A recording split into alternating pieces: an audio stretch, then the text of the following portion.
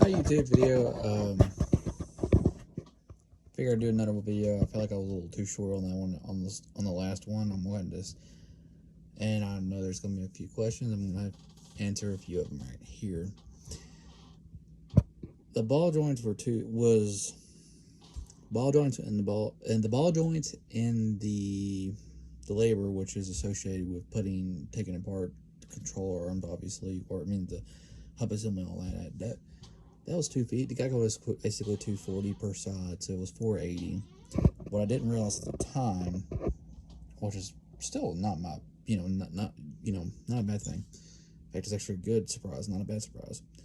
Was that the guy was quoting this also including a two-year warranty with the ball joints. So that means if for some reason they break, boom, I take a little to the shop. They literally put it on for free, more or less.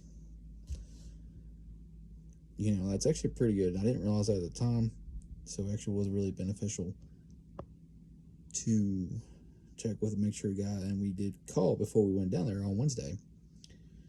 Called Wednesday, and he basically said he was a parts store also with just a regular, not just a regular garage, but he could order parts and get a discount and everything on them.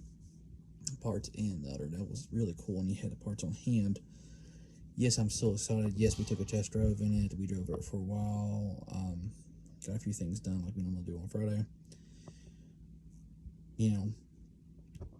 Ride a lot smoother. I mean, insanely smoother. Yes, it still has a little bit of bounce, but that's mostly rear shocks because of the fact that the fronts are honestly brand new and the rears are like, I want to say about 70% life on the rears.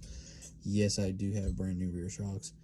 When I bought the kit, it came with the fronts and the rears. We just did not put the rears on because of the fact that honestly it was really good shape. No real point. The biggest thing was definitely the front shocks, and they made a hell of a difference and was easier to do.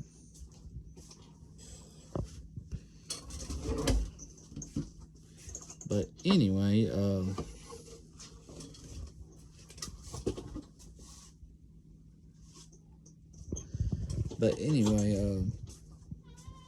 like I was saying, Brandon drove great, like normal. They're excited about it, and they even didn't tear apart. And for I was wondering, it also seemed like it put the truck back in better alignment than it was, because before it was kind of leaning towards the left and right, which is kind of indicating a bad ball joint, honestly. Didn't realize it, but like I said, we were doing the shocks on the truck, the fronts, and when we did it, we also noticed that the ball joints were really bad. I mean, one was really, really bad. The other ones weren't too terrible.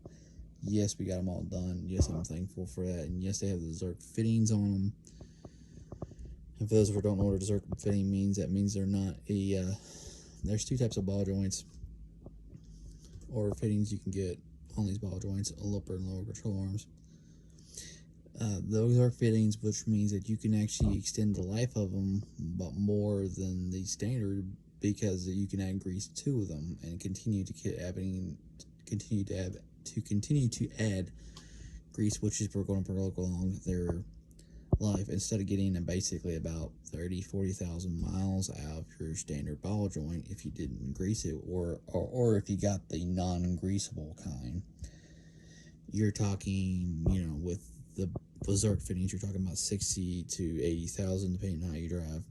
Obviously, if you drive like a maniac, then you're not going to drive that. You're not going to have that long of a life with the ball joint. You're looking at about, like I said, lower end, about 55, 60,000 miles on them. But those are wondering, if I had caught it beforehand and I had a secondary vehicle, what if I got the ball joints put in? No. I would have ordered a brand new lower control arms. I would also probably order where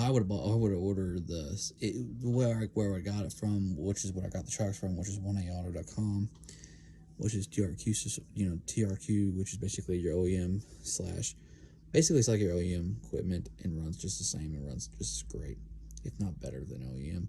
It was including the upper and lower control arms. I would have normally just ordered the set, called it a day. I would have skipped the ball joint thing and I would just knocked them out with the dang on. I would lifted it up and knocked the where it's on a oh heck, it's on that it's not IFS. It's got that traction bar suspension. I would have knocked the traction bars off of it. I would have unloaded it. Basically, as we would say, unload the pressure off of it, knocked the bars off, pulled off the lower control arms. Obviously, I would took the wheel off. I would took off all the parts I need to pull off to make it right. Obviously,